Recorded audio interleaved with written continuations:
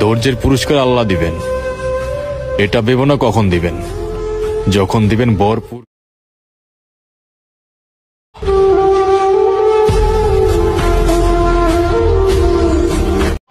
আসসালামু আলাইকুম এভরিওয়ান, আশা করছি আপনারা সকলেই ভালো আছেন। তো এই ধরনের ভিডিওগুলো এডিটিং করার জন্য মূলত আমাদের একটি টেমপ্লেট লিংক প্রয়োজন হবে, যেটা ভিডিও ডেসক্রিপশনে প্রোভাইড করা থাকবে। তো খুব ইজিলি এই ধরনের ভিডিওগুলো আপনারা কিন্তু মেকিং করতে পারবেন, যেটা আমরা ভিডিও ডেসক্রিপশনে একটি লিংক দিয়ে দিব। ওকে, যেটা আমার নোটপ্যাডে আপাতত সেভ আছে।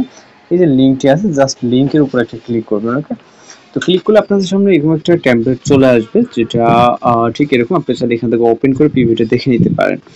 যদি আপনার ঠিকঠাক মনে হয়, এখান থেকে ইউজ টেমপ্লেট ইন ক্যাপকাটের উপরে ক্লিক করবেন। ওকে, দেন এখান থেকে আমাদের পরবর্তী স্টেপে চলে যাবে। এখানে আমাদের ভিডিওর প্রিভিউটা কিন্তু আমরা দেখতে পারবো যে আমাদের ভিডিওটা কিরকম হবে।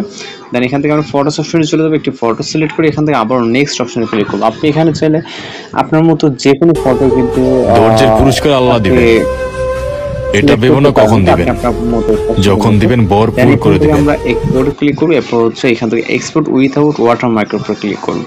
আমরা এই ভিডিওটি সেভ করব কোনো রকম ওয়াটারমার্ক ছাড়া। এখানে এক্সপোর্টে যদি জাস্ট চাপ দিই, তাহলে ওয়াটারমার্ক নিয়ে কিন্তু ভিডিওটি সেভ হবে।